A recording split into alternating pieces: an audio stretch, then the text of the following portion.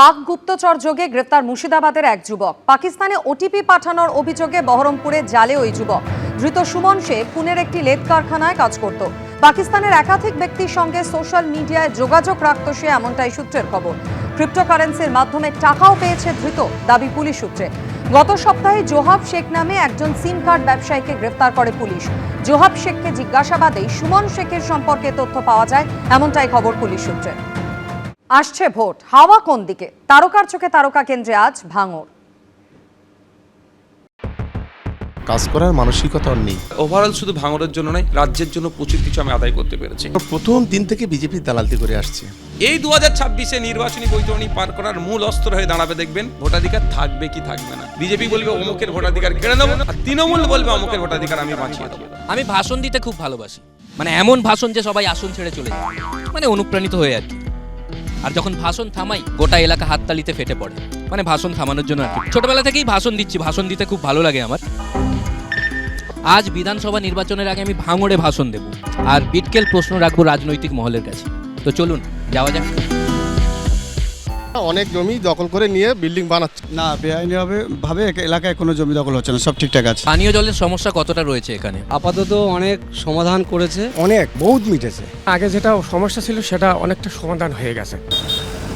ভাঙড় বিধানসভা কেন্দ্র যাদবপুর লোকসভার মধ্যে পড়ে। ভাঙড় 1 ডেভেলপমেন্টের 3টি গ্রাম পঞ্চায়েত, ভাঙড় 2 ডেভেলপমেন্টের সবকটি গ্রাম পঞ্চায়েত নিয়ে এই বিধানসভা কেন্দ্রটি গঠিত। গত 5 বছরে ভাঙড়ে কোনো উন্নয়ন নেই। এক ফুটো রাস্তা করতে পারিনি, একটা ব্রিজ করতে পারিনি, একটা কালভার্ট করতে পারিনি। প্রচুর কাজ হয়েছে আমাদের এলাকায়। পানীয় জলের ওপরে বহুত কাজ করেছে, অনেকটা উন্নতি দেখা যাচ্ছে, রাস্তাঘাট সব দিক দিয়ে ভালো হয়েছে। লাইটেরও কাজ হয়েছে, পানি জলেরও কাজ হয়েছে। পরিস্থিতি খুবই খারাপ। গত 3টে বিধানসভা নির্বাচনে এই কেন্দ্রে বারবার পালাবদল হয়েছে। 2011 সালে জয়লাভ করেন সিপিএম প্রার্থী বাদল জমাদার, 2016 সালে জয়লাভ করেন তৃণমূল প্রার্থী আব্দুর রেজ্জাক মোল্লা, 2021 সালে জয়লাভ করেন আইএসএফ প্রার্থী নওশাদ সিদ্দিকী। তাহলে বুঝতেই পারছেন এখানে পালাবদল বারবার চলতেই থাকে। ভাঙড়ে কি এবারও ভোট সন্ত্রাস দেখবে সাধারণ মানুষ? আমরা শান্তিপূর্ণ ভোট চাই। কেউ যদি ঢিল ছোড়ে, আমি তো নিশ্চিত তার দিকে রসগোল্লা ছুটবো না, আমরা তাকে প্রোটেস্ট করতেই হবে। ভাঙড়ে মারামারি হয় না, ভাঙড়ে মার দেয়, মানে আমরা মার খাই। হিংসা তখনই বন্ধ হবে যদি শাসক চায়। আইসি তৃণমূলের এগোর লড়াই যেভাবে সংঘর্ষ চলছে, তাতে মানুষ অস্বস্তির মুখে আছে। এই ভোট আসছে, এর পরে কি হবে এখন বলা যাবে না। মারামারি তো 24 ঘন্টা হয়েই থাকে। ভাঙড়ে সমস্ত গন্ডগোলের মূল নায়ক এই নওশাদ সিদ্দিকী। কিন্তু আমি সারা রাজ্যের মানুষের কাছে বলবো, রাজনৈতিক নেতাদের কথায় হিংসায় জড়াবেন না। ভোট আসছে, ভোট যাবে, আমার প্রতিবেশী, তার সাথে আমি হিংসায় জড়াবো না। বলটা আমাদের কোর্টে, যে কোনোভাবে ভাঙড়ের ক্ষমতা দখল করতে হবে, এটাই হচ্ছে ওনার টার্গেট। তাহলে গন্ডগোল হলে দায়ভার নওশাদের। ভোট এলে কি বোমার ভয় বাড়ে? এলাকায় কি পর্যাপ্ত পুলিশ আছে সেটা সামলানোর জন্য? পর্যাপ্ত পুলিশ আছে, ধন্যবাদ জানাই পুলিশ প্রশাসনকে, যথেষ্ট সাহায্য করে। পুলিশ কতক্ষণ গার্ড দেবে?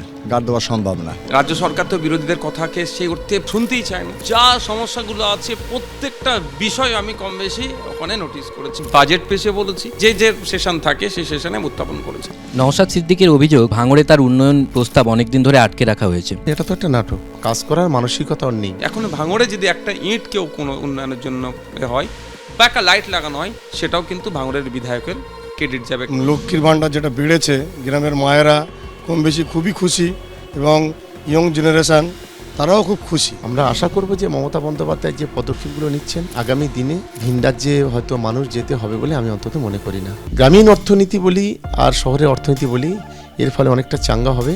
সরকার আগামী 5 বছর কতটা লুটতে পারবো, টোটাল বাজেটের 10% কিভাবে আমার ঘরে ঢুকবে, যদি এই চিন্তা ভাবনা করে, তাহলে ওই প্রত্যেক দিন সাঁতরাগাছি, হাওড়া, শিয়ালদা স্টেশনগুলোতে লক্ষ্য রাখলে দেখা যাবে যে হাজার হাজার শ্রমিক বাংলা ছেড়ে যাচ্ছে ভিন্ন রাজ্যে কাজে। এটা বন্ধ হওয়া দরকার। এই নওশাদ সিদ্দিকী ভাঙড়ে এসে বলেছিল, এসআইআর নিয়ে আপনারা চিন্তিত হবেন না, শুধুমাত্র তৃণমূল কংগ্রেস এটাকে নিয়ে একটা প্যানিক তৈরি করছে। নওশাদ সিদ্দিকীর কাজ হলো একটা, যে কোনোভাবে বিজেপির পাশে থাকতে হবে। সেই ক্ষেত্রে যদি তৃণমূলকে যদি দুটো কথা না বলা যায়, তাহলে তো মানুষ সেটা ধরে ফেলবে। শুধু ভাঙড় নয়, সারা রাজ্যের মানুষ একটা বুঝে গিয়েছে, বিজেপি তৃণমূল মিলে নির্বাচন কমিশনকে সামনে রেখে এসআইআর নামে আতঙ্কের পরিবেশ তৈরি করছে। এই 2026-এ নির্বাচনী বৈতরণী পার করার মূল অস্ত্র হয়ে দাঁড়াবে, দেখবেন উন্নয়ন, দুর্নীতি, কালোবাজারি সব ভুলে যাবে। ভোটাধিকার থাকবে কি থাকবে না। বিজেপি বলবে অমুকের ভোটাধিকার কেড়ে নেবো, আর তৃণমূল বলবে অমুকের ভোটাধিকার আমি বাঁচিয়ে দেবো। সারা রাজ্যের মানুষ বুঝে গিয়েছে এই নাটকটা। আমি প্রথম বলেছি যে যদি ভারতবর্ষে কোনো ড্রামা কম্পিটিশন হয়, সেই কম্পিটিশনে ফার্স্ট অ্যাওয়ার্ড যেটা সেটা পাবেই নওশাদ সিদ্দিকী। বিজেপি তৃণমূলের হাত থেকে বাংলাকে মুক্ত করা দরকার। ওর মূল লক্ষ্য হচ্ছে তৃণমূল বিরোধিতা করা আর বিজেপিকে আগামী দিনে ক্ষমতায় নিয়ে আসা। কোনো কারো আমি চটি দেখিয়েও নির্বাচন হয়নি, কারো পদ্ম ফুল দেখিয়ে আমি নির্বাচন হয়নি। ভাঙড়ের মানুষের দোয়া আশীর্বাদ তথা ভোটে আমি নির্বাচিত হয়েছি। 26-এর লড়াই তৃণমূল কংগ্রেস চোখে চোখ রেখে লড়াই করবে ভাঙড়ে। লড়াইটা আমার সমাজ পরিবর্তনের লড়াই। ক্ষমতার শীর্ষে যেতে হবে ওই লড়াই আমার নেই, ওই লোভ আমার নাই।